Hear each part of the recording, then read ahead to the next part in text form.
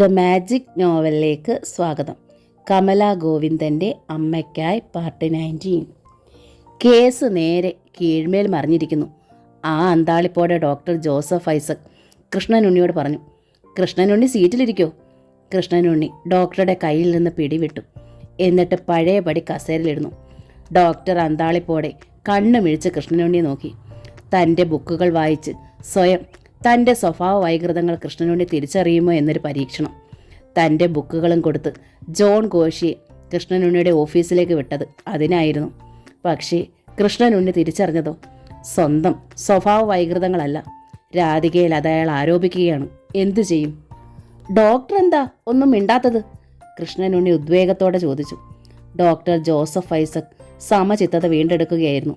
ശാന്തതയോടെ അദ്ദേഹം കൃഷ്ണനുണ്ണിയെ നോക്കി. വളരെ സൂക്ഷിച്ചു വേണം ഇനി ഇയാളോട് സംസാരിക്കാൻ. അല്ല, ഭാര്യയോടുള്ള നിങ്ങളുടെ അകമഴിഞ്ഞ സ്നേഹത്തെക്കുറിച്ച് ഞാൻ ആലോചിക്കുകയായിരുന്നു. ഡോക്ടർ മെല്ലെ ചോദ്യത്തിലേക്ക് കടന്നു. എന്നിട്ടും എന്തുകൊണ്ടാണ് ഭാര്യ രോഗിയാണെന്ന് കൃഷ്ണനുണ്ണി പറയുന്നത്? എന്താണ് നിങ്ങൾ എന്നെ അങ്ങനെ സംശയിക്കാൻ കാരണം? പുസ്തകത്തിൽ ഡോക്ടർ ഊന്നിപ്പറഞ്ഞൊരു കാര്യമുണ്ട്, കൃഷ്ണനുണ്ണി പറഞ്ഞു. ചെയ്യാത്തത് ചെയ്തെന്നും കാണാത്തത് കണ്ടെന്നും പറയുമെന്നും. ശരി, എൻ്റെ ഭാര്യയ്ക്ക് അത് അല്പം കൂടി കടുത്തുപോയി. അവൾ ചെയ്തതൊന്നും ചെയ്തതായി അംഗീകരിക്കില്ല. ഞാൻ എങ്ങനെയൊക്കെ തിരിച്ചും മറിച്ചും പറഞ്ഞാലും ഞാൻ പറഞ്ഞത് കള്ളമാണെന്നേ അവൾ പറയൂ. കൃഷ്ണനുണ്ണി ആവേശത്തോടെ വിവരിച്ചു. എന്ന് വെച്ചാൽ എൻ്റെ ഭാര്യയുടെ അവിഹിതത്തെക്കുറിച്ച് എനിക്ക് പറയാൻ നന്നേ വിഷമമുണ്ട് ഡോക്ടർ. കൃഷ്ണനുണ്ണിയുടെ മുഖം ചൊളിഞ്ഞു. പക്ഷേ രോഗകാരണം മറച്ചു വെച്ചാൽ ഞാൻ പിന്നെ എങ്ങനെയാണ് സത്യം അറിയുക? അത് ശരിയാ, കൃഷ്ണനുണ്ണി സമ്മതിച്ചു. എങ്കിൽ തുറന്നു പറയൂ, ഡോക്ടർ പ്രോത്സാഹിപ്പിച്ചു. അവൾക്ക് പരപുരുഷന്മാരുടെ കൂടെ പോകുന്ന ഒരു സ്വഭാവമുണ്ട് ഡോക്ടർ. ഡോക്ടർ ജോസഫ് ഐസക് തരിച്ചിരുന്നു പോയി. അത്ര വികാര തീവ്രതയോടും സങ്കടത്തോടും അപമാനഭാരത്തോടുമാണ് കൃഷ്ണനുണ്ണി അത് പറഞ്ഞത്. കേൾക്കുന്ന ഒരാളും പറയില്ല അത് സത്യമല്ലെന്ന്. പക്ഷേ ഡോക്ടർ, ഒരിക്കലും അവളത് സമ്മതിച്ചു തരില്ല.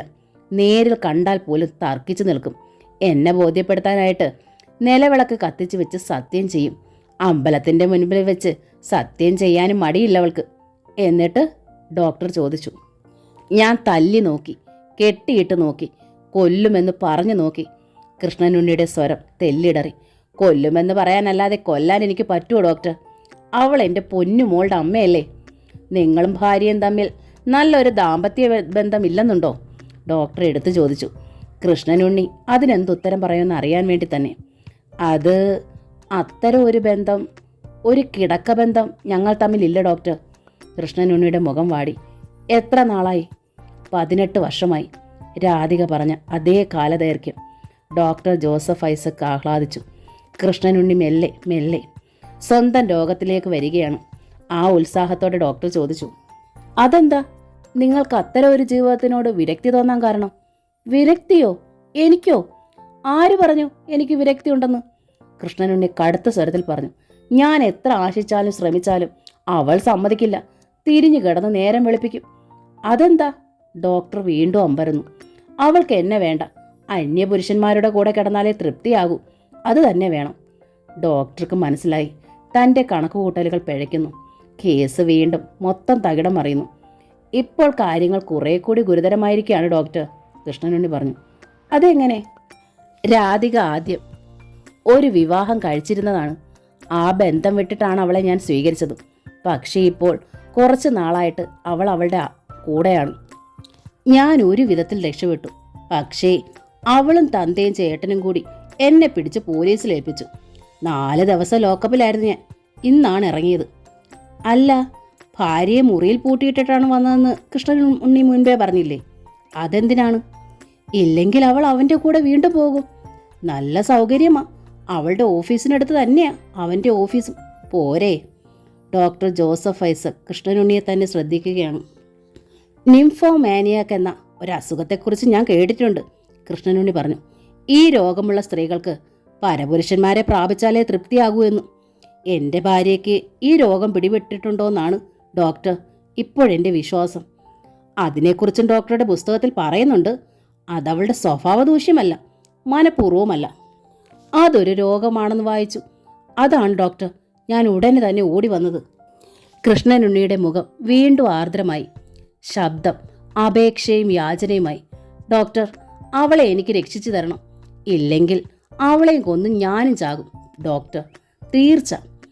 ഡോക്ടർ ജോസഫ് ഐസക് ശക്തമായി നടുങ്ങി. യഥാർത്ഥത്തിൽ കൃഷ്ണനുണ്ണി ഇപ്പോൾ എത്തി നിൽക്കുന്നത് ആ പോയിന്റിൽ തന്നെയാണ്. ഭാര്യയെ കൊന്നിട്ട് സ്വയം ചാവുക. ഡോക്ടർ വീണ്ടും വീണ്ടും കൃഷ്ണനുണ്ണിയെ ശ്രദ്ധിച്ചു. തനിക്ക് മുൻപിൽ എല്ലാം തുറന്നു പറഞ്ഞ ആശ്വാസത്തോടെ ദീർഘമായി നിശ്വസിക്കുകയാണ് അയാൾ. നിറയുന്ന മിഴികൾ തുടയ്ക്കുകയാണ്. തനിക്ക് പിടിപെട്ടിരിക്കുന്ന രോഗാതുരമായ തലച്ചോറിലെ ചിന്തകൾ, ആ ചിന്തകളിലൂടെ കാണുന്ന കാഴ്ചകൾ, ആ കാഴ്ചകളുടെ സത്യം, ആ സത്യങ്ങളെയാണ് അയാൾ തനിക്ക് മുൻപിൽ തുറന്നു പറഞ്ഞത്. അതിനുള്ള പ്രതിവിധിയാണ് അയാൾക്ക് ആവശ്യം. രാധിക ഭർത്താവിൻ്റെ സ്വഭാവ വൈചിത്രത്തെക്കുറിച്ച് വിവരിച്ച എല്ലാ സംഭവങ്ങളും കൃഷ്ണനുണ്ണിയുടെ കാഴ്ചപ്പാടിലൂടെ എങ്ങനെ മാറിമറിഞ്ഞു എന്നതാണ് ഇപ്പോൾ കിട്ടിയ ചിത്രം. ആ ചിത്രം മുറുകെ പിടിച്ചാലേ കൃഷ്ണനുണ്ണിയെ തൻ്റെ വരുതിക്ക് ഇനി നിർത്താനാവും, ട്രീറ്റ്മെൻറ്റ് തുടങ്ങാനാവും. ഡോക്ടർ ജോസഫ് ഐസക് തീരുമാനിച്ചു. എന്നിട്ട് കൃഷ്ണനുണ്ണിയെ നോക്കി. ഡോക്ടറൊന്നും പറഞ്ഞില്ലല്ലോ, എൻ്റെ രാധയെ രക്ഷിക്കാൻ ഡോക്ടർക്ക് കഴിയില്ലേ? കൃഷ്ണനുണ്ണി ചോദിച്ചു. ഡോക്ടർ ആ പഴുതിലൂടെ പിടിച്ചു. എനിക്ക് രാധികയെ രക്ഷിക്കാൻ കഴിയും. ഉവ്വോ ഡോക്ടർ? കൃഷ്ണനുണ്ണിയുടെ മിഴികൾ വജ്രം പോലെ തിളങ്ങി. ഉവ്വ്. നിങ്ങൾ നാളെ തന്നെ ഭാര്യയും കൂട്ടി വരൂ. അവളെ ഇവിടെ കൊണ്ടുവരാനോ? ഡോക്ടറുടെ അടുത്തോ? കൃഷ്ണനുണ്ണിയുടെ മുഖത്ത് അരുതായിക നിറഞ്ഞു. എന്താ? എൻ്റെ രാധയ്ക്കൊരു ജലദോഷപ്പനി വരുന്നത് പോലും എനിക്ക് സഹിക്കാനാവില്ല ഡോക്ടർ. അപ്പോൾ പിന്നെ അവളൊരു മാനസിക രോഗിയാണെന്ന് പറഞ്ഞ് ഇവിടെ കൊണ്ട് വരികയെന്ന് വെച്ചാൽ എനിക്കത് സങ്കടമാണ്. ഞാനിത് എങ്ങനെ അവളോട് പറയും? പറയുക മാത്രമല്ല, കൃഷ്ണനുണ്ണിയുടെ മിഴികൾ തുളുമ്പുന്നുമുണ്ടായിരുന്നു. ഡോക്ടർ ഒരു ബുദ്ധി പ്രയോഗിച്ചു. കൃഷ്ണനുണ്ണി ഒരു കാര്യം ചെയ്യുക. എന്താ ഡോക്ടർ? രോഗം അവർക്കാണെന്ന് പറയണ്ട, പിന്നെ നിങ്ങൾക്കാന്ന് പറയുക. എൻ്റെ ബുക്ക് വായിച്ചപ്പോൾ തോന്നിയ സംശയം ആണെന്ന് തന്നെ പറഞ്ഞോളൂ. അവർ സ്നേഹമുള്ളൊരു ഭാര്യയാണെങ്കിൽ നിങ്ങളെയും കൂട്ടി ഉടനെ ഇവിടെ വരും. ഇവിടെ എത്തിക്കഴിഞ്ഞാൽ പിന്നെ ഞാൻ ഏറ്റു. അതൊരു നല്ല വഴിയാണ്. കൃഷ്ണനുണ്ണിക്ക് സന്തോഷമായി. ഞാൻ നാളെ തന്നെ അവളെയും കൂട്ടി എത്താം. എന്താ? യെസ്, ഉച്ചയ്ക്ക് 2:30. ശരി ഡോക്ടർ. കൃഷ്ണനുണ്ണി ആശ്വാസത്തോടെയും പ്രതീക്ഷയോടെയും കൈകൾ കൂപ്പി. 5 മണിയോടടുത്ത സമയത്താണ് നിർമ്മല പോൾ സ്റ്റേറ്റ് ബാങ്ക് ഓഫീസിലേക്ക് വന്നത്. രഘുനന്ദനൻ ക്യാബിനിൽ തന്നെ ഉണ്ടായിരുന്നു. അന്നത്തെ ഡെപ്പോസിറ്റും വിഡ്രോവൽസും ഉൾപ്പെടെ ക്ലിയറൻസ് കമ്പ്യൂട്ടറിൽ സൂക്ഷ്മതയോടെ നോക്കുകയാണ്. ഞാനിവിടെ അഗ്രികൾച്ചർ ഓഫീസിലെ ഡെപ്യൂട്ടി ഡയറക്ടറാണ്, നിർമ്മല പോൾ പറഞ്ഞു. അറിയൂ, ഇരിക്കൂ, രഘുനന്ദൻ അതീവ മര്യാദയോടെ പറഞ്ഞു. നിർമ്മല പോൾ ഇരുന്നു. എന്നിട്ട് മെല്ലെ പറഞ്ഞു, ഞാൻ വന്നത് രാധികയെക്കുറിച്ച് സംസാരിക്കാനാണ്. രാധികയെക്കുറിച്ചോ? രഘുനന്ദനൻ്റെ നെറ്റി ചുളിഞ്ഞു. ചോദ്യഭാവത്തിൽ അയാൾ നിർമ്മല പോളിൻ്റെ മുഖത്തേക്ക് നോക്കി.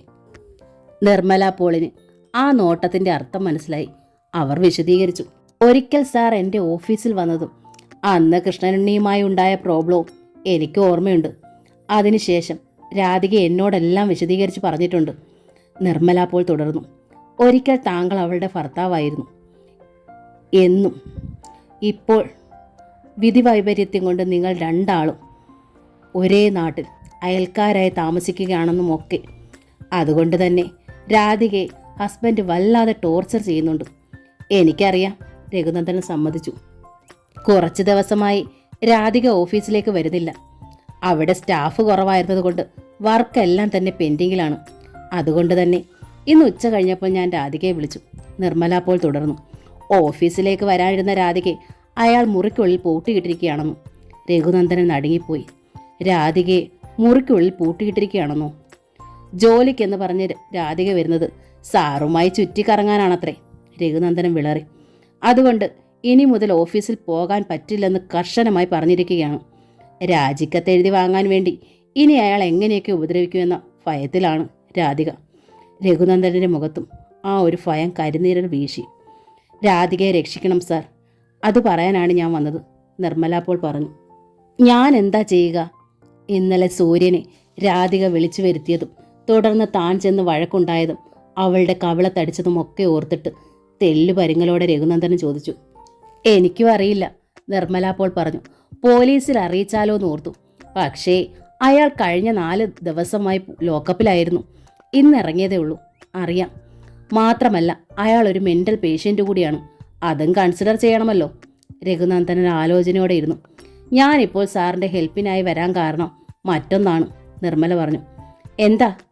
ഇന്ന് 4 മണിക്ക് ശേഷം ഞാൻ 2-3 തവണ രാധികയെ വിളിച്ചു.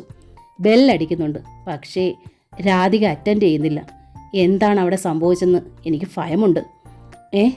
ഒന്ന് പോയി അന്വേഷിക്കാൻ എനിക്ക് തീരെ ടൈമില്ല. കൊച്ചിയിലാണ് എൻ്റെ വീടെന്നറിയാമല്ലോ. ഇപ്പോൾ പോയാൽ തന്നെ 7:30 കഴിയും വീട്ടിലെത്താൻ. പക്ഷേ രാധികയുടെ വിവരം ആരോടെങ്കിലും ഒന്ന് പറയാതെ പോകാനൊരു വിഷമം. സാർ അവരുടെ നെയ്ബറാണല്ലോ എന്ന് ഓർത്തിട്ടാണ്. നിർമ്മല അപ്പോൾ നിർത്തി. രഘുനന്ദനൻ്റെ മുഖത്ത് ശരിക്കും ഭീതിയുണ്ടായി. നിർമ്മല അപ്പോൾ അവിടെ ഇരുന്നു കൊണ്ട് തന്നെ തൻ്റെ മൊബൈലിൽ രാധികയുടെ നമ്പർ എടുത്ത് കോൾ ചെയ്തു. ഇതാ ഇപ്പോൾ റിങ് ചെയ്യുന്നുണ്ട്, അറ്റൻഡ് ചെയ്യുന്നില്ല ആരും, നിർമ്മല അപ്പോൾ പറഞ്ഞു. രഘുനന്ദൻ പിന്നീട് ഒന്നും ആലോചിച്ചില്ല. വേഗം കമ്പ്യൂട്ടർ ഓഫാക്കി വരുന്ന ഭവിഷ്യത്തിനെക്കുറിച്ചൊന്നും ബോധവാനല്ലാത്തതുപോലെ അയാൾ വേഗം നിർമ്മല പോളിനോട് യാത്ര പറഞ്ഞിറങ്ങി. തൻ്റെ കാർ ഇറക്കി. രഘുനന്ദനൻ്റെ ഇന്നോവ രാധികയുടെ വീടുമുറ്റത്ത് നിൽക്കുമ്പോൾ കോളേജിൽ നിന്ന് വന്ന പടി അതേ വേഷത്തിൽ തോളിൽ ബാഗുമായി ഉമ്മറത്തുണ്ട് തുഷാര. എന്താ അങ്കിൾ? തുഷാര ചോദിച്ചു. രഘുനന്ദനൻ്റെ മുഖത്തെ പരിഭ്രാന്തിയും ധൃതിയിലുള്ള വരവും കണ്ടപ്പോൾ തുഷാരയ്ക്കും വെപ്രാളമായി. അവളുടെ വെപ്രാളം രഘുനന്ദനൻ ശ്രദ്ധിച്ചു. രാധിക എവിടെ? അയാൾ ചോദിച്ചു. അമ്മയെ കാണുന്നില്ല അങ്കിൾ, തുഷാര മറുപടി പറഞ്ഞു. ഞാൻ വന്നിട്ട് കുറച്ചു നേരമായി. വീട് പൂട്ടിക്കിടക്കുവാണ്. രാവിലെ അച്ഛനെ ലോക്കപ്പിൽ നിന്ന് ഇറക്കാൻ പോവുകയാണെന്നാണ് അമ്മ പറഞ്ഞിരുന്നത്, തുഷാര സങ്കടത്തോടെ പറഞ്ഞു. വന്നപ്പോൾ ഇവിടെ 2 ആളുമില്ല. താഴമനെ ചെന്ന് ഞാൻ അമ്മയുടെ മൊബൈലിലും വിളിച്ചു. ബെല്ലടിക്കുന്നതേ ഉള്ളൂ, അമ്മ എടുക്കുന്നില്ല. കുട്ടിയുടെ കയ്യിൽ വീടിൻ്റെ കീ ഇല്ലേ? രഘുനന്ദനൻ തുഷാരയോട് ചോദിച്ചു. ഇല്ല, കീ ഞാൻ കൊണ്ടുപോകാറില്ല, തുഷാര പറഞ്ഞു. എങ്കിൽ ഈ വാതിലിൻ്റെ പൂട്ട് വെട്ടിപ്പൊളിക്കേണ്ടി വരും, രഘുനന്ദനൻ പറഞ്ഞു. അതെന്തിനാ അങ്കിൾ? രാധിക ഇതിനുള്ളിലുണ്ട്. കൃഷ്ണനുണ്ണി അവളെ ഇതിനുള്ളിലിട്ട് പൂട്ടിയിരിക്കുകയാണ്, രഘുനന്ദനൻ പറഞ്ഞു. ഇല്ലെങ്കിൽ അമ്മ ഇതിനുള്ളിലുണ്ടെങ്കിൽ ഞാൻ എത്ര വിളിച്ചു? വിളി കേൾക്കില്ലേ? തുഷാര ചോദിച്ചു. രഘുനന്ദനൻ തൻ്റെ മൊബൈൽ എടുത്ത് വേഗം വിളിച്ചു. രാധികയുടെ നമ്പർ എടുത്ത് കോൾ ചെയ്തു. അമ്മയുടെ മൊബൈലിലെ റിംഗ് ടോൺ അകത്തു നിന്ന് തുഷാര കേട്ടു. ഇപ്പോഴോ? രഘുനന്ദനൻ ചോദിച്ചു. ഭീതി കൊണ്ട് തുഷാര കണ്ണുമിഴിച്ചു. അകത്തുണ്ടെങ്കിൽ അമ്മ എന്താണ് മിണ്ടാത്തത്? പിന്നെ താമസിച്ചില്ല. പുകപ്പുരയ്ക്കുള്ളിൽ നിന്ന് കോടാലിയും തൂമ്പയും ഒക്കെ പൊക്കിയെടുത്ത് രഘുനന്ദനോടൊപ്പം അവളും കൂടി വാതിൽ തല്ലിപ്പൊളിക്കാൻ. മെയിൻ വാതിൽ പൊളിഞ്ഞു വീണു. ഇരുവരും ഉത്കണ്ഠയോടെ ഉള്ളിൽ കടന്നു. കിടക്കമുറിയും പൂട്ടിക്കിടക്കുന്നു. അവർ അതും ശ്രദ്ധിച്ചു. പൊളിച്ചു. ശക്തമായി നടുങ്ങിപ്പോയി രഘുനന്ദനൻ. താഴെ തറയിൽ വീണ് കിടക്കുന്നു അനക്കമറ്റ് രാധിക. വായിൽ നിന്നും നുരയും പതയും ഒഴുകിയിറങ്ങിയിരിക്കുന്നു. അമ്മേ! ഭീതി പൂണ്ട നിലവിളിയോടെ തുഷാര ഉള്ളിലേക്ക് ഓടിക്കയറി. മിസ്ഡ് കോളുകളുടെ നീണ്ട നിരയുമായി രാധികയുടെ മൊബൈൽ മുറിയിലെ ബെഡിൽ തന്നെ ഉണ്ടായിരുന്നു. രാധിക കിടന്നിരുന്നത് തറയിലും. അമ്മേ, അമ്മേ! തുഷാര രാധികയെ ഉണർത്താനും എഴുന്നേൽപ്പിച്ചിരുത്താനും ശ്രമിച്ചു. രഘുനന്ദനൻ കുറേ വെള്ളവുമായി വന്ന് രാധികയുടെ മുഖത്ത് ശക്തമായി കുടഞ്ഞു തെറപ്പിച്ചു.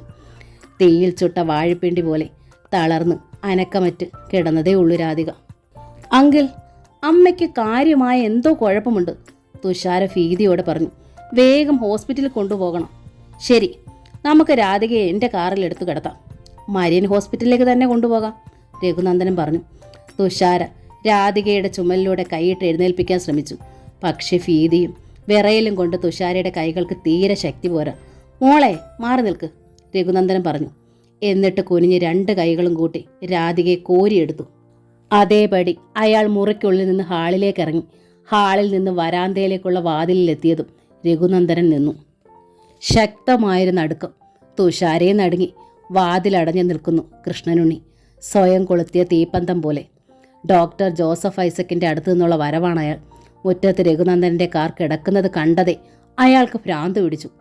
കയറി വന്നപ്പോൾ കണ്ട കാഴ്ചയോ, സ്വന്തം ഭാര്യ അന്യനൊരുത്തൻ്റെ കൈക്കുള്ളിൽ അവൻ്റെ നെഞ്ചോടൊട്ടി കിടക്കുന്നു. ഡീ! കൃഷ്ണനുണ്ണി രാധികയെ ബലമായി പിടിച്ചു. വാടി ഇവിടെ! രഘുനന്ദനൻ പിടുത്തം വിട്ടു. രാധിക തളർന്ന കൃഷ്ണനുണ്ണിയുടെ കൈകളിൽ തൂങ്ങി. കൃഷ്ണനുണ്ണി അവളെ താഴേക്ക് കിടത്തി. അവൾക്ക് എന്തു പറ്റിയെന്ന് പോലും അന്വേഷിക്കാതെ അയാൾ മുറ്റത്തേക്ക് ധൃതിയിൽ ഇറങ്ങാൻ ഭാവിച്ച രഘുനന്ദനെ പിടികൂടി. നിൽക്കടാ അവിടെ! ഇത്രയും നേരം ഇവളുടെ കൂടെ കഴിഞ്ഞിട്ട് നീ അങ്ങനെ അങ്ങ് മിടുക്കനായി പോയാലോ? കൃഷ്ണനുണ്ണിയുടെ വലത് കരം സർവശക്തിയെ സംഭരിച്ച് രഘുനന്ദൻ്റെ കവിളെ താഞ്ഞു പതിച്ചു. രഘുനന്ദന് ഒട്ടും മടിച്ചില്ല. ഒരുപാട് വർഷങ്ങളായി നെഞ്ചിനുള്ളിൽ നീട്ടി നീട്ടി വെച്ചിരുന്ന ദേഷ്യവും പകയും എല്ലാം കൂടി അയാളും കയ്യിലേക്ക് ആവാഹിച്ചു. കൃഷ്ണനുണ്ണിയുടെ കവിളത്ത് രഘുനന്ദനൻ്റെ കയ്യും പതിച്ചു. കൊല്ലുമെടാ പട്ടി നിന്നെ ഞാൻ! കൃഷ്ണനുണ്ണിയും ശരിക്കും ഭ്രാന്തനെ പോലെ അലറിക്കൊണ്ട് രഘുനന്ദന്റെ ഷർട്ടിൽ കൂടി പിടിച്ചുലച്ചു. അങ്കിളിനെ ഒന്നും ചെയ്യല്ലേ അച്ഛാ. ഭയന്ന് നിന്നിരുന്ന തുഷാര കൃഷ്ണനുണ്ണിയെ വട്ടം പിടിച്ചു. മിണ്ടി പോകരുത് നീ. കൃഷ്ണനുണ്ണി തുഷാരയുടെ കഴുത്തിന് പിടിച്ചു തള്ളി. അച്ഛൻ എന്തിനാ അമ്മയെ മുറിക്കുള്ളിലിട്ട് പൂട്ടിയേ? അമ്മ ബോധം കെട്ട് കിടക്കുമായിരുന്നത് കണ്ടില്ലേ? അവൾ വരാന്തയിൽ അപ്പോഴും കുഴഞ്ഞു വീണ് കിടക്കുന്ന രാധികയെ ചൂണ്ടി രോഷവും സങ്കടവും പൊട്ടിയ സ്വരത്തിൽ പറഞ്ഞു. ഞാനും അങ്കിളും കൂടി വാതിൽ വെട്ടിപ്പൊളിച്ചാ അമ്മയെ പുറത്തെടുത്തത്. അമ്മയെ എത്ര വേഗം ഹോസ്പിറ്റലിൽ കൊണ്ടുപോകാൻ നോക്കുമായിരുന്നു ഞങ്ങൾ. നിന്റെ അമ്മയെ ഹോസ്പിറ്റലിൽ കൊണ്ടുപോകണമെങ്കിൽ നീ വിളിക്കേണ്ടത് എന്നെയാണിടി, അല്ലാതെ ഈ തെണ്ടിയല്ല. കൃഷ്ണനുണ്ണി ഒട്ടും തണുത്തില്ല. അതോ ഈ തെണ്ടി തന്നെയാണ് നിന്റെയും തന്തയെന്നങ്ങാണം അവൾ പറഞ്ഞു തന്നോടി? തുഷാര സ്തബ്ധയായി തുറിച്ചു നോക്കി. കൃഷ്ണനുണ്ണി മര്യാദയ്ക്ക് സംസാരിക്കണം, രഘുനന്ദനൻ പറഞ്ഞു. ഇറങ്ങിപ്പോടാ ചേറ്റ എൻ്റെ വീട്ടിൽ നിന്ന്. കൃഷ്ണനുണ്ണി വെട്ടിത്തിരിഞ്ഞ് രഘുനന്ദൻ്റെ നെഞ്ചിൽ ആഞ്ഞു ചവിട്ടി. രഘുനന്ദനൻ വേച്ചു ചെന്നു കാറിൻ്റെ അരികിലേക്ക് വീണു. പിടഞ്ഞെഴുന്നേറ്റ രഘുനന്ദനൻ വിയർത്തുപോയി. മുൻപിൽ നിൽക്കുന്ന ഓമന. തീപാറുന്ന മിഴികളുമായി അവൾക്കരികിൽ അംബികാമ്മി. ബഹളം കേട്ടെത്തിയതാണവർ. അവർ മാത്രമല്ല, വഴിയാത്രക്കാരും മുറ്റത്തേക്ക് കയറി വന്നിരിക്കുന്നു. എന്നതാ സാറേ ബഹളം? ഒരാൾ ചോദിച്ചു. ഇവിടെ ഈ കൃഷ്ണനുണ്ണി സാറ് താമസിക്കാൻ വന്നപ്പോൾ മുതൽ എന്നും വഴക്കും ബഹളമാണ്. പക്ഷേ സാർ എങ്ങനെ ഇതിനുള്ളിൽ ചെന്ന് പെട്ടു? സാറിന് ഞങ്ങൾ ഇങ്ങനെയൊന്നും അല്ല സാറേ കണ്ടിട്ടുള്ളത്. രഘുനന്ദനന് തോന്നി അപമാനം കൊണ്ട് തൻ്റെ തൊലി ഉരിയുന്നു നിന്നു.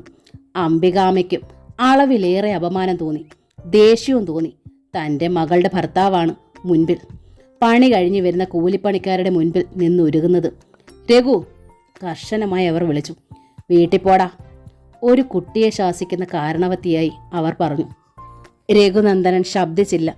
അനുസരിക്കുന്നത് പോലെ വേഗം കാറിനുള്ളിലേക്ക് കയറി. കാർ നീങ്ങി. അംബികാമ അരിശത്തോടെ വേഗം താഴെ മനയിലേക്ക് നീങ്ങി. എന്നിട്ട് ഫോൺ എടുത്തു. ആരാമത്തിലെ നമ്പറിൽ വിളിച്ചു. രാജലക്ഷ്മിയാണ് ഫോൺ എടുത്തത്. രാജലക്ഷ്മി, എൻ്റെ മകളെവിടെ? പത്മ, അവൾക്ക് കൊടുക്കൂ. അംബികാമ ദേഷ്യത്തിൽ പറഞ്ഞു. എന്താ അംബികേ, എന്തുണ്ടായി? അംബികാമയുടെ സ്വരം മാറ്റം ശ്രദ്ധിച്ച് രാജലക്ഷ്മി ചോദിച്ചു. അവൾക്ക് കൊടുക്ക്, അവളോട് ഞാൻ പറഞ്ഞോളാം. വീണ്ടും അതേ രോഷം. പത്മേ, ദാ നിന്റെ അമ്മ വിളിക്കുന്നു, വേഗം വാ. രാജലക്ഷ്മി വിളിച്ചു പറഞ്ഞു. പത്മിനി കിച്ചണിലായിരുന്നു. അവൾ വന്ന് റിസീവർ വാങ്ങി. എന്താ അമ്മേ? നിന്റെ കെട്ടിയോനെ നിനക്ക് ജീവനോടെ വേണമെന്നുണ്ടോടി? ഉണ്ടെങ്കിൽ അവനെ പിടിച്ച് കെട്ടിയിട്ടോ, അതാണ് നല്ലത്. അംബികാമ്മ അരിശത്തോടെ തന്നെ പറഞ്ഞു. അമ്മ ഇത് എന്താ അമ്മ ഈ പറയുന്നത്? പത്മിനിയുടെ നെഞ്ചിടി പേറി. അല്ലെങ്കിൽ അവൻ ആ ഭ്രാന്തൻ കൃഷ്ണനുണ്ണിയുടെ കൈകൊണ്ട് ചാകുമെന്ന് അംബികാമ്മ താക്കീത് പോലെ പറഞ്ഞു. എന്തുണ്ടായെന്ന് പറയമ്മേ. രഘുവേട്ടൻ പിന്നെ അവിടെ പോയോ? പോയോന്ന് അംബികാമ്മയ്ക്ക് കൂടുതൽ അരിശം വന്നു. അവനിപ്പം പഴയ ആളല്ല. ആദ്യത്തെ കെട്ടിയോളുടെ സൗന്ദര്യം കണ്ടപ്പോൾ വല്ലാണ്ട് ഇളകിപ്പോയി. അവളെ കയറി തൊട്ടെന്നോ പിടിച്ചെന്നോ ഒക്കെ പറഞ്ഞ് ആ കൃഷ്ണനുണ്ണി രഘുവിനെ ആ മുറ്റത്തിട്ട് നല്ലോണം പെരുമാറി. ഈ നാട്ടുകാർ മുഴുവൻ കൂടി. ഇനി ഈ നാട്ടിലൂടെ തലയും പൊക്കി അവൻ എങ്ങനെ നടക്കുമടി? പത്മിനിയുടെ കയ്യിലിരുന്ന റിസീവർ പോലും വിറച്ചു. അവന് മാത്രമാണോ ഈ പ്രായത്തിൽ അവൻ അന്യ പെണ്ണുങ്ങളെ പിടിക്കാൻ പുറത്ത് പോയെന്ന് നാട്ടിലറിഞ്ഞാൽ നിനക്ക് നിന്റെ മക്കൾക്കും പിന്നെ പുറത്തിറങ്ങാൻ പറ്റുകൂടി? നെഞ്ചിന് കുറുകെ വിട്ടുകൊണ്ടതുപോലെ നിന്ന് പത്മിനി. ആ കൃഷ്ണനുണ്ണി പീഡിപ്പിക്കുന്നെന്ന് പറഞ്ഞ് ആ പെണ്ണിനോടും തള്ളയോടും നീ അലിവ് കാണിച്ചപ്പോഴേ ഞാൻ പറഞ്ഞില്ലേടി ഇത് അപകടമാണെന്ന്. എന്നിട്ട് നീ അത് കേട്ടോടി? ഇപ്പോഴോ? സൂചി കണ്ട് തോണ്ടിക്കളയേണ്ടത് ഇപ്പോൾ അലവാങ്ക് കൊണ്ട് കുത്തി അടർത്തി എടുത്താലും പോകാണ്ടായി. അറിയില്ലേടി നിനക്ക്? പത്മിനിക്ക് നാവില്ല, ശബ്ദമില്ല. അവർ അത്രയേറെ നടുക്കത്തിലായിരുന്നു. ശരിയാണ്, തുമ്പയോടും അമ്മയോടും താൻ തെല്ലലിവ് കാട്ടിയിരുന്നു സൂര്യനെ ഓർത്ത്. പക്ഷേ അവരെ സഹായിക്കാൻ പരിധി വിട്ട് രഘുനന്ദൻ ഇറങ്ങുന്നത് കണ്ടതേ താൻ തടഞ്ഞതാണ്. കല്ലുങ്കലെ ആ രാജ്മോഹൻ തമ്പിയും സുധീന്ദ്രൻ തമ്പിയും കൂടി വന്നതോടെയാണ് രഘുവേട്ടൻ അടിപടലെ ഇളകിയത്.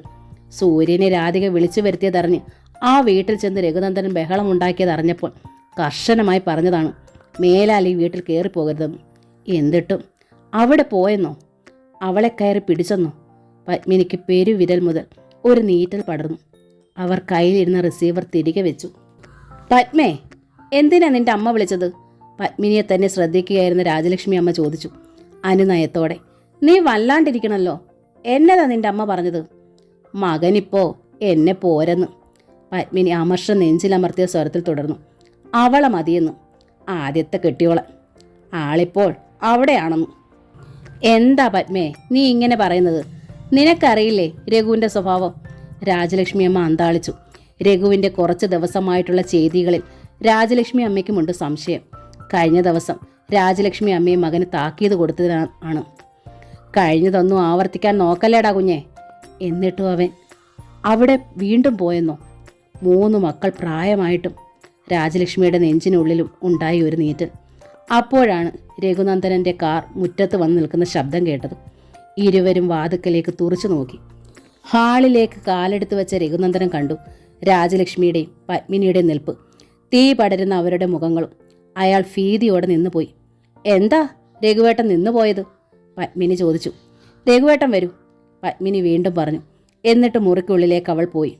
പത്മിനിയുടെ അടുത്ത ചുവടെന്തെന്ന് പകച്ച് രാജലക്ഷ്മി അമ്മ നിന്നു. അമ്മയുടെ കുറ്റപ്പെടുത്തുന്ന തുറച്ചു നോട്ടത്തെ പാടുവിട്ട് മറികടന്ന് രഘുനന്ദനന് മുറിക്കുള്ളിലേക്ക് ചെന്നു. ഇതാ മുണ്ട്. പത്മിനി അയാൾക്ക് വന്ന വേഷം മാറ്റാൻ കൈലിമുണ്ടെടുത്ത് നൽകി. അത് അയാൾ മാറ്റി കൊടുക്കുമ്പോഴേക്കും ആവി പറക്കുന്ന ചായയുമായി എത്തി. ദാ ചായ. രഘുനന്ദൻ ആ ചായ വാങ്ങി. വിശക്കുന്നുണ്ടോ? ഉപ്പുമാവും പഴവും ഉണ്ട്, എടുക്കാം, പത്മിനി പറഞ്ഞു. രഘുനന്ദൻ പത്മിനിയുടെ മുഖത്തേക്ക് ഒന്ന് നോക്കി. അല്ല, വല്ലവൻ്റെയും കൈകൊണ്ട് തല്ലും തലോടലുമേറ്റ് വല്ലാണ്ട് ക്ഷീണിച്ചു വന്നതല്ലേ? വിശപ്പും ദാഹവും ഏറെ ഉണ്ടാവും. ഞാൻ ഇത്തിരി ഉപ്പുമാവ് എടുക്കാം, കഴിക്കേ. കുറച്ച് ഹോർലിക്സും കലക്കിത്തരാം, ക്ഷീണം നല്ലോണം മാറട്ടെ, അവർ വീണ്ടും പറഞ്ഞു. വേണ്ട, രഘുനന്ദനൻ പറഞ്ഞു. എന്നിട്ട് ചായ ഊതി കുടിച്ചു. പത്മിനി വേഗം മുറിക്കുള്ളിലെ സ്റ്റീൽ അലമാര തുറന്നു. അതിൽ നിന്നൊരു ബ്രീഫ് കേസ് എടുത്ത് തുറന്നു വെച്ചു.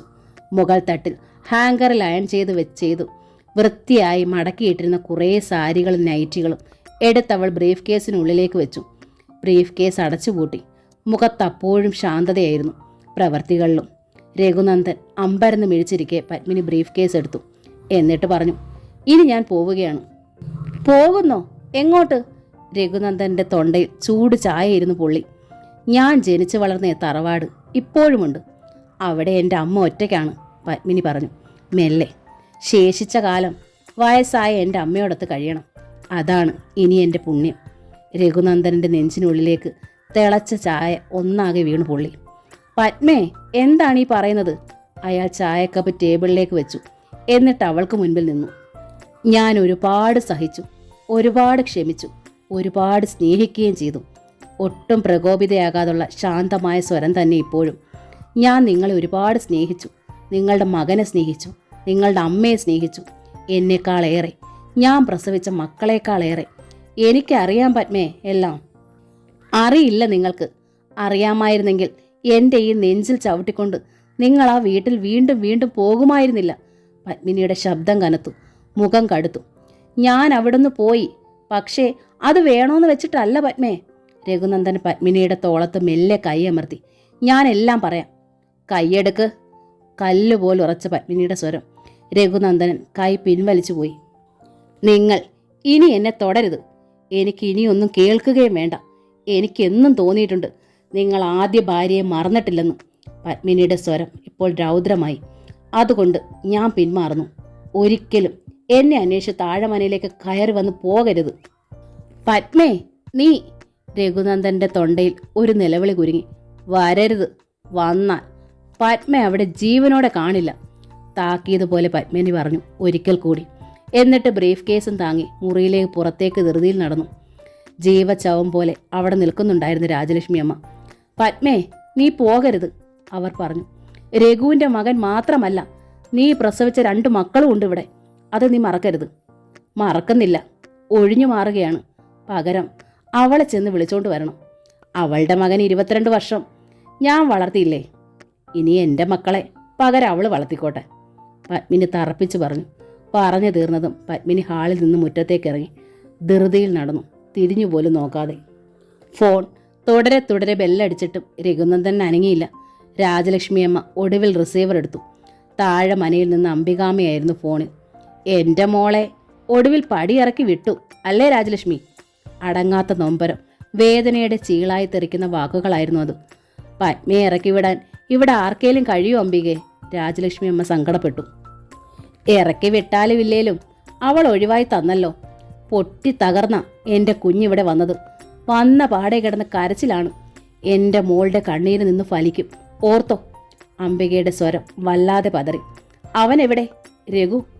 അവനോട് പറഞ്ഞേക്ക് തടസ്സങ്ങളൊക്കെ നീങ്ങി ഇനി അവർ ചേരുന്നത് ആദ്യത്തെ കെട്ടിയോൾ തന്നെയാണെന്ന് ചെന്ന് വിളിച്ചോണ്ട് പോരെ.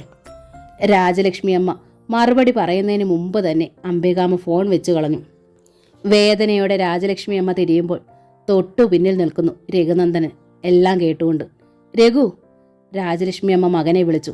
അവൾ ഈ നാട്ടിലേക്ക് വന്നിട്ടുണ്ടെന്ന് അറിഞ്ഞപ്പോൾ മുതൽ നന്നേ സൂക്ഷിക്കണമെന്ന് നിന്നോട് ഞാൻ എത്ര തവണ പറഞ്ഞതാ. എന്നിട്ടും നീ അതിരുവിട്ട് കളിച്ചല്ലോടാ. അമ്മയും എന്നെ കുറ്റപ്പെടുത്തുകയാണോ? രഘുനന്ദനൻ തളർച്ചയോടെ ഹാളിലെ സെറ്റിയിലേക്ക് ഇരുന്നു കൊണ്ട് ചോദിച്ചു. അല്ലാതെ ഞാൻ പിന്നെ എന്ത് ചെയ്യണമടാ? രാജലക്ഷ്മി അമ്മയുടെ കണ്ണുകൾ തുളുമ്പി നേരിയതിൻ്റെ തുമ്പെടുത്ത് അവർ മൂക്കും കണ്ണുകളും തുടച്ചുകൊണ്ട് തുടർന്നു. പത്മയെ കുറ്റപ്പെടുത്താൻ എനിക്ക് കഴിയില്ലടാ. ഞാൻ കണ്ടിട്ടുള്ളതിലേക്കും വെച്ച് ഏറ്റവും മഹിമയുള്ള പെണ്ണാവള്. തകർന്നു പോയ നമ്മുടെ കുടുംബം അവളാ രക്ഷിച്ചെടുത്തത്. നിനക്കും നിന്റെ മൂത്ത മകനും വേണ്ടി എന്തുമാത്രം നഷ്ടങ്ങൾ സഹിച്ചിട്ടുള്ളവളാവള്. അവളെ വേദനിപ്പിച്ചാൽ നിന്നോട് ദൈവം പോലും പോർക്കില്ലടാ. അമ്മയ്ക്ക് തോന്നുന്നുണ്ടോ രാധികയോട് എനിക്ക് ഇപ്പോഴും സ്നേഹമുണ്ടെന്ന്? അല്ലെങ്കിൽ അവളുമായി എനിക്കൊരു അനാശ്വാസി ബന്ധമുണ്ടെന്ന്? രഘുനന്ദനും സങ്കടത്തോടെ ചോദിച്ചു. ഞാൻ വിശ്വസിക്കുന്നതാണോടാ കുറ്റം? രാജലക്ഷ്മി അമ്മയുടെ സ്വരം കടുത്തു. ഒരു കാര്യം അമ്മയെങ്കിലും മനസ്സിലാക്കണം, രഘുനന്ദനൻ തുടർന്നു. എന്നെങ്കിലും ഒരിക്കൽ ഞാൻ താലി കെട്ടിയ പെണ്ണായിട്ട് ഇനി ഈ ജന്മത്തിൽ രാധികയെ കരുതാൻ എനിക്കാവില്ലെന്നും, അതും പത്മയെ ചതിച്ചിട്ട് അവളെ മറന്നിട്ട്. അയാൾ തുടർന്നു. നമ്മളെ ചവിട്ടിത്തള്ളിപ്പോയ അന്നു മുതൽ അവളെ കാൽ കീഴിലിട്ട് പുഴുവിനെ പോലെ ചവിട്ടി അരയ്ക്കുകയാണ് ആ കൃഷ്ണനുണ്ണി. എന്നും ഞാനത് അറിയുന്നുണ്ടായിരുന്നു. ഒരിക്കൽ പോലും സഹതാപം തോന്നിയിട്ടില്ല. മകനെ തിരക്കി അവൾ ഈയിടെ 2 തവണ ബാങ്കിൽ വന്നപ്പോഴും ആട്ടി ഇറക്കി വിടുകയായിരുന്നു ഞാൻ ചെയ്തത്. പിന്നെ ഇപ്പോഴെന്താടാ ഇങ്ങനെ? രാജലക്ഷ്മി അമ്മയ്ക്ക് മനസ്സിലായില്ല.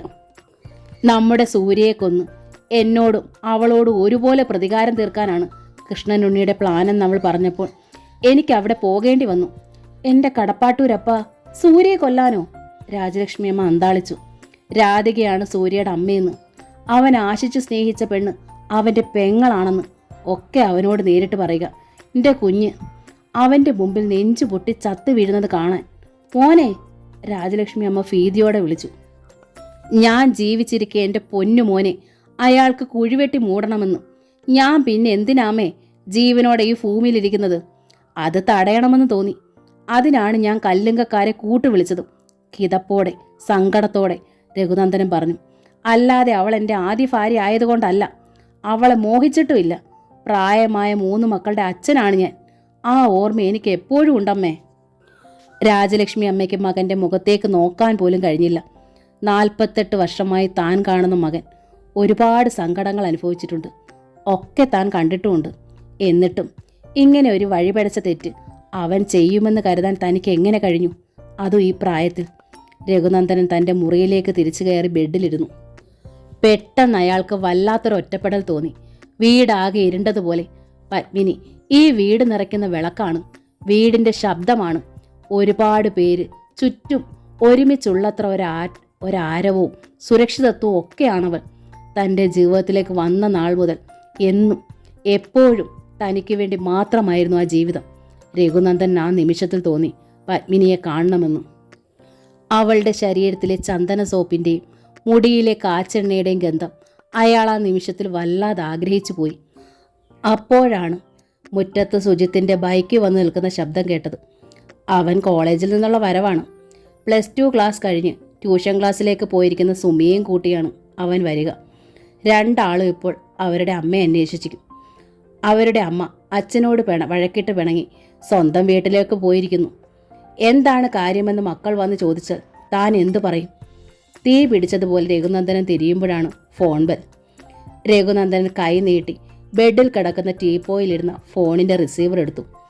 സുജിത് നന്ദൻ്റെ ഫാദറല്ലേ? പ്രൗഢമായൊരു പുരുഷസ്വരം. അതെ, ഞാൻ സുജിത് നന്ദൻ്റെ കോളേജിൽ നിന്നാണ്, HOD. എന്താണ് സാർ? രഘുനന്ദനന് ആ സ്വരത്തിൽ നിന്ന് മനസ്സിലായി സുജിത്ത് കോളേജിൽ എന്തോ പ്രശ്നമുണ്ടാക്കിയിരിക്കുന്നു. ഇന്നലെ സുജിത്തും ഇവിടെ MBAക്ക് പഠിക്കുന്ന ഒരു പയ്യനും തമ്മിൽ കോളേജിനുള്ളിൽ വെച്ച് അടി നടന്നു. ഒരു പെൺകുട്ടിയാണ് പ്രശ്നം.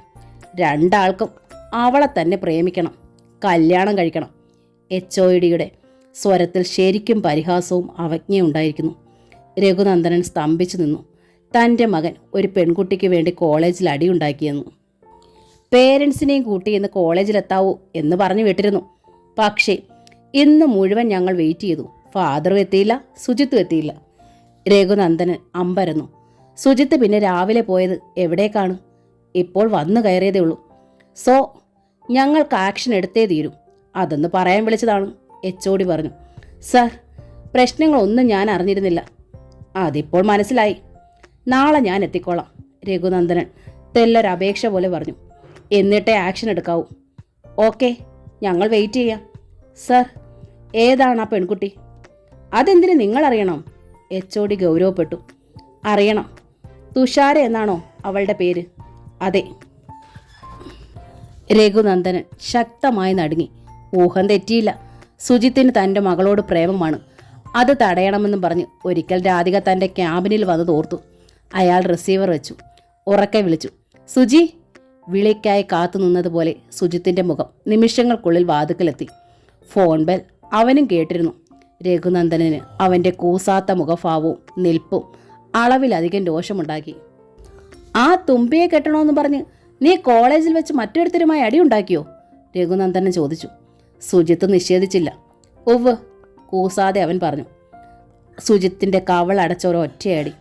പഠിക്കാനാണ് നിന്നെ വിട്ടത്, പ്രേമിക്കാനും കല്യാണം ആലോചിക്കാനുമാണ് നിന്റെ പുറപ്പാട്, അല്ലേടാ? അടികൊണ്ട കവിൾത്തടം സുജിത്ത് പൊത്തിപ്പിടിച്ചില്ല. പുകഞ്ഞിട്ടും തലോടിയതുപോലുമില്ല. വീറോടെ അവൻ എതിരിട്ടു. അച്ഛൻ്റെ മൂത്ത മകനും പഠിക്കുകയല്ലേ? അവനും പ്രേമിച്ചു, വിവാഹം ആലോചിച്ചു. അച്ഛൻ അത് അറിയുകയും ചെയ്തു. എന്നിട്ട് അച്ഛൻ എന്താ അവനെ തല്ലാതിരുന്നത്? മകന്റെ മറു ചോദ്യം. രഘുനന്ദനൻ അന്താളിച്ചു പോയി. ഇന്നലെ ആ തുമ്പിയുടെ അമ്മ അവന്റെ കവളത്തടിച്ചത് കണ്ടപാടെ അച്ഛൻ ആ സ്ത്രീയുടെ കവളത്ത് പകരം അടിച്ചു. പൊന്നു മോനെന്ന് വിളിച്ച് അവരുടെ അടി കൊണ്ട് അവന്റെ കവിൾത്തടം തലോടി കൊടുത്തു. അതേ കൈകൾ കൊണ്ട് അച്ഛൻ ഇന്നെന്റെ കവള താഞ്ഞടിച്ചു. തൻ്റെ മകന് താൻ ഇന്നുവരെ കാണാത്ത മറ്റൊരു മുഖം രഘുനന്ദനൻ കൂടുതൽ അമ്പരന്നു. എനിക്കറിയാം, അച്ഛൻ എന്നും അവനെ സ്നേഹിച്ചിട്ടുള്ളൂ. സുജി, എന്തൊക്കെയാ മോനെ നീ അച്ഛനോട് പറയുന്നത്? ഹാളിലെ എല്ലാം കേട്ടുകൊണ്ടിരുന്ന രാജലക്ഷ്മി അമ്മ സുജിത്തിനോട് വേദനയോടെ ചോദിച്ചു. ഞാൻ പറഞ്ഞത് സത്യ. അച്ഛന് സൂര്യയുടെ സ്നേഹമുള്ളൂ, സൂര്യ പ്രസവിച്ച ആദ്യ ഭാര്യയോടും, സുജിത്ത് തറപ്പിച്ചു പറഞ്ഞു. അതറിഞ്ഞ് നെഞ്ചു പൊട്ടിയിട്ടാ എൻ്റെ അമ്മ ഇവിടുന്ന് ഇറങ്ങിപ്പോയത്. മോനെ, നിന്നോട് ആര് പറഞ്ഞു ഈ കള്ളക്കഥയൊക്കെ? രാജലക്ഷ്മി അമ്മ അന്താളിച്ചു. കള്ളക്കഥയൊന്നുമല്ല, എന്നെ ഒളിക്കുകയും വേണ്ട. അംബികാമച്ചി എന്നെ വിളിച്ച് എല്ലാം പറഞ്ഞു. ഒക്കെ അറിഞ്ഞിട്ടാ ഞാൻ വന്നത്, ചോദിക്കാൻ തന്നെ. പെട്ടെന്ന് ആ വീട്ടിലെ ഗ്രഹനായക സ്ഥാനം ഏറ്റെടുത്തതുപോലെയായിരുന്നു സുജിത്തിൻ്റെ മുഖവും സംസാരവും. രഘുനന്ദനന് മകനിലെ ആ മാറ്റം തളർച്ചയാണ് ഉണ്ടാക്കിയത്. എൻ്റെ അമ്മ അവിടെ ചെന്നപ്പോൾ മുതലേ കരച്ചില്ല, സുജിത്ത് പറഞ്ഞു. ഒരു കാര്യം കൂടി പറയാനാ ഞാൻ വന്നത്. എൻ്റെ അമ്മയില്ലാത്തടുത്ത് ഞങ്ങൾ മക്കൾ നിൽക്കില്ല, പോവുക ഞാൻ. സുജിത്ത് വെട്ടിത്തിരിഞ്ഞ് ഹാളിലേക്ക് വന്നു. ആകെ സ്തംഭിച്ചും വിഷമിച്ചും എല്ലാം അറിഞ്ഞും കരഞ്ഞു നിൽക്കുന്ന സുമിയെ അവൻ കടന്നു പിടിച്ചു. വാടി, പോകാം. സുമി പോകാനും നിൽക്കാനും വയ്യാത്ത അവസ്ഥയിൽ കരച്ചിലായി. വാടി ഇവിടെ. സുജിത്ത് ബലമായി അവളെ പിടിച്ചു വലിച്ചു. ഇവിടെ നമ്മളെ സ്നേഹിക്കുന്ന ആരുമില്ല, നമുക്ക് പോകാം, അവൻ ഉറക്കെ പറഞ്ഞു.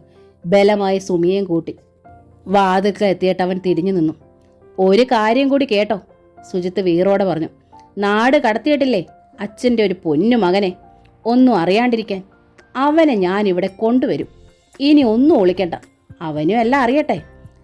എല്ലാം തകരുമ്പോൾ എല്ലാവരും ഒരുമിച്ചങ്ങ് തകരട്ടെ. ഒരാൾ മാത്രം അങ്ങനെ രക്ഷപ്പെട്ട് സൂഹിക്കണ്ട. രഘുനന്ദനനും രാജലക്ഷ്മിയും ഒരുപോലെ നടുങ്ങി. ഈ പ്രശ്നങ്ങളുടെ നടുവിലേക്ക് സൂര്യയെ കൊണ്ടുവരുമെന്നോ? രണ്ടുപേരുടെ നടുക്കം സുജിത്ത് കണ്ടു. അവന് തൃപ്തിയായി. വാടി. സുമിയെ പിടിച്ചു വലിച്ചുകൊണ്ട് അവൻ മുറ്റത്തേക്ക് ഇറങ്ങാൻ ഭാവിച്ചു.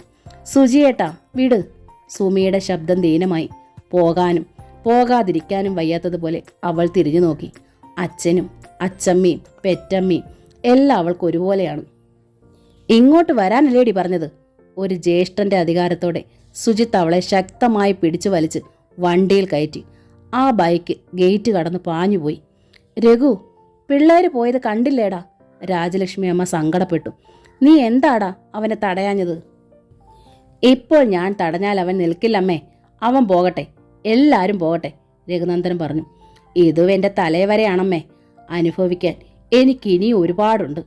രാജലക്ഷ്മി അമ്മ നിറഞ്ഞ മിഴികളോടെ മകനെ നോക്കി. രഘുനന്ദനൻ്റെയും മിഴികൾ വല്ലാതെ തുളുമ്പി തൂകുകയായിരുന്നു. അമ്മേ! താഴെ മനയിലെ തൻ്റെ മുറിയിലെ ബെഡിൽ കിടന്ന് മതിയാവോളം കരയുകയായിരുന്ന പത്മിനി ആ വിളി കേട്ട് മുഖമുയർത്തി.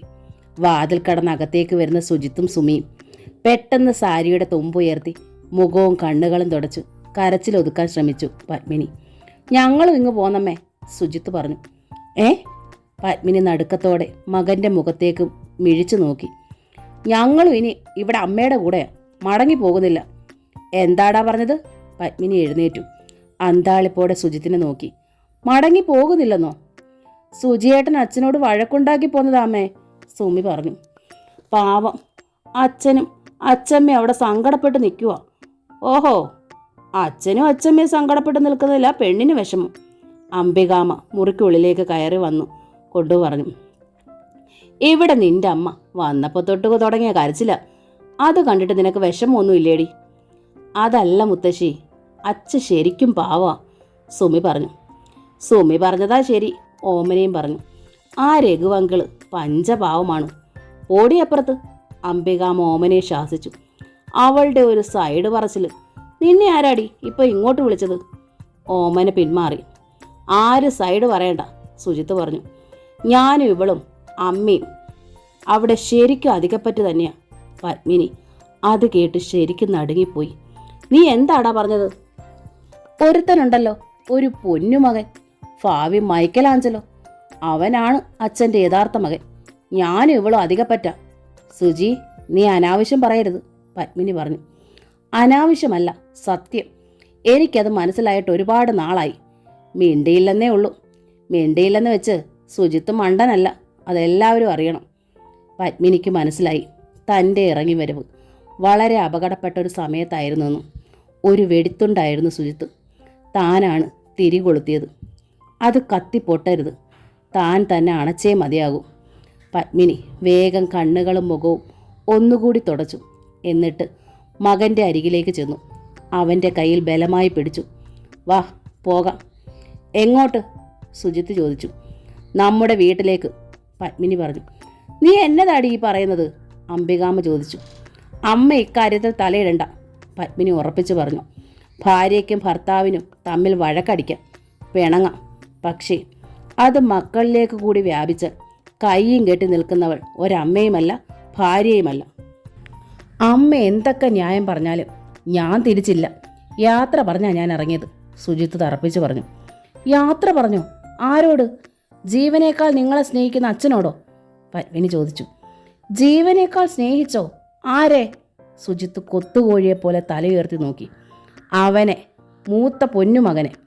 അവനെ ഉറുമ്പ് കടിച്ചാലും അച്ഛന് വേദനിക്കും. കാറ്റ് ദേഹത്ത് തട്ടിയാലും അച്ഛൻ്റെ കണ്ണ് നിറയും. ഞാൻ ജനിച്ച കാലം മുതൽ കാണുന്നതാണ് ഈ വേറുകൃത്യം. അച്ഛന് മാത്രമല്ല, അമ്മയ്ക്കോ അവൻ മതി. നോക്കിക്കോ, അവനില്ലാണ്ടാവും. അവനില്ലാണ്ടായാലേ നിങ്ങളുടെ രണ്ടുപേരുടെയും കണ്ണിൽ ഞാനുണ്ടാകും. എന്താടാ നീ പറഞ്ഞത്? അവനില്ലാതാകുമെന്നോ? പത്മിനി ഒട്ടും മടിച്ചില്ല. കൈ നിവർത്തി മകൻ്റെ കരണ താഞ്ഞടിച്ചു. മേലിൽ നീ ഇങ്ങനെ പറയരുത്. അച്ഛൻ്റെ അടിക്ക് പുറമെ അമ്മയുടെ അടിയും. സുജിത്തിന് രോഷം കൊണ്ട് സമനില തെറ്റി. പത്മിനിയിൽ നിന്ന് തെല്ലകന്നു നിന്നിട്ട് അവൻ ശക്തമായി പറഞ്ഞു. പറയുകയല്ല, അവനില്ലാതാകുന്നത് ഞാൻ കാണിച്ചു തരാം. രോഷം പകയായി ജ്വലിക്കുന്ന കണ്ണുകളോടെ അവൻ വിരൽ ചൂണ്ടി.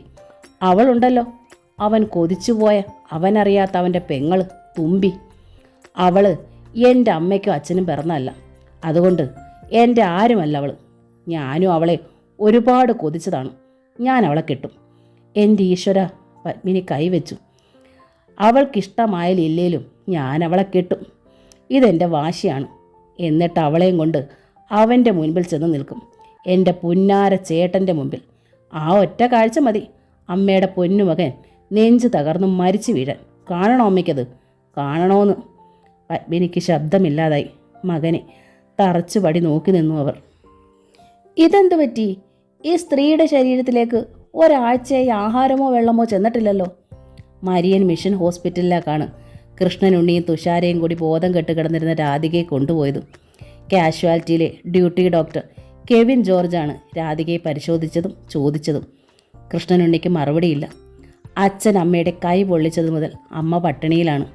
അച്ഛൻ ലോക്കപ്പിലായതോടെ അമ്മ തിന്നത് വേദനയും കുടിച്ചത് കണ്ണീരും മാത്രം. തുഷാരെ ഓർത്തു. എന്താണ് മിണ്ടാത്തത്? കുടുംബവഴക്കാണ് കാരണം അല്ലേ? ഡോക്ടർ കെവിൻ ജോർജ് ചോദിച്ചു. കൃഷ്ണൻ ഉണ്ണിക്ക് തലയാട്ടാതിരിക്കാൻ കഴിഞ്ഞില്ല. ശരി, ഇവർക്ക് ഓൾറെഡി BP ഉണ്ട്. ടെൻഷൻ കൊണ്ടത് ഹൈ ആയി, അതാണ് ബോധം കെട്ട് വീണത്. ഡോക്ടർ തുടർന്നു. ഇനി ഇങ്ങനെ ഉണ്ടായാൽ അത് അപകടമാകും. തളർന്ന് വീണു പോകാൻ സാധ്യതയുണ്ട്. നന്നായി സൂക്ഷിക്കണം. തളർന്നു വീണു പോകുമെന്നോ? കൃഷ്ണനുണ്ണിക്ക് ശരിക്കും ഭയന്നു. രാധികയെ ഡോക്ടർ അഡ്മിറ്റ് ചെയ്തു. റൂമിലേക്ക് മാറ്റി ഇഞ്ചക്ഷനും ട്രിപ്പും നൽകി. പിറ്റേന്ന് രാവിലെയാണ് രാധികയ്ക്ക് ശരിയായ ബോധം വീണതും ക്ഷീണം തീർന്ന് എഴുന്നേറ്റിരുന്നതും. രാധിക എണീറ്റെന്ന് കണ്ടപാടെ കൃഷ്ണനുണ്ണി ഫ്ലാസ്കിൽ വാങ്ങി വെച്ചിരുന്ന ചായ ചൂടോടൊരു ഗ്ലാസ്സിലേക്ക് ഒഴിച്ചെടുത്തു. അതയാൾ രാധികയ്ക്ക് വെച്ച് നീട്ടി. ഇതാ കുടിക്ക്. ഒരാഴ്ചയായില്ലേ എന്തെങ്കിലും കഴിച്ചിട്ട്? കൃഷ്ണനുണ്ണി പറഞ്ഞു. രാധിക കണ്ടു. സ്നേഹവും അലിവും കാരുണ്യവും ഒക്കെ നിറഞ്ഞ മുഖം. എത്ര നേരത്തേക്കുണ്ടാവും ഈ ഭാവം? ചായ വാങ്ങിക്കൊണ്ട് മുഖം തിരിച്ച് രാധിക കണ്ടു. തനിക്കരികിൽ ബെഡിൽ തന്നെ ഇരിക്കുന്ന മകളെ, ഒരു നനഞ്ഞ ബിംബം പോലെ. നിനക്കിന്ന് കോളേജിൽ പോണ്ടേ മോളെ? രാധിക ഇടത് കരം നീട്ടി മകളുടെ തോളത്ത് തൊട്ടുകൊണ്ട് ചോദിച്ചു. തുഷാര അമ്മയെ നോക്കി. ആ മിഴികൾ നനയുകയാണ്. എങ്ങനെ കോളേജിൽ പോകും? തൻ്റെ പേര് പറഞ്ഞ് കഴിഞ്ഞ ദിവസം സുജിത്തേട്ടൻ ജിതേന്ദ്രനുമായി അടിയുണ്ടാക്കിയിരിക്കുന്നു. ഇന്നലെ ചെന്നപ്പോൾ HOD വിളിച്ച് താക്കീത് തന്നതോർത്തും എന്തൊരപമാനമായിരുന്നു അത്. എല്ലാ ടീച്ചേഴ്സും കേട്ടു. ക്ലാസ്സിലുള്ള മിക്ക കുട്ടികളും കേട്ടു. ഇനി എങ്ങനെ അഭിമാനത്തോടെ മുഖമുയർത്തി ക്ലാസ്സിലിരിക്കും? വീട്ടിലോ സ്വൈര്യതയില്ല, കോളേജിൽ ചെന്നിട്ടോ ഒട്ടുമില്ല.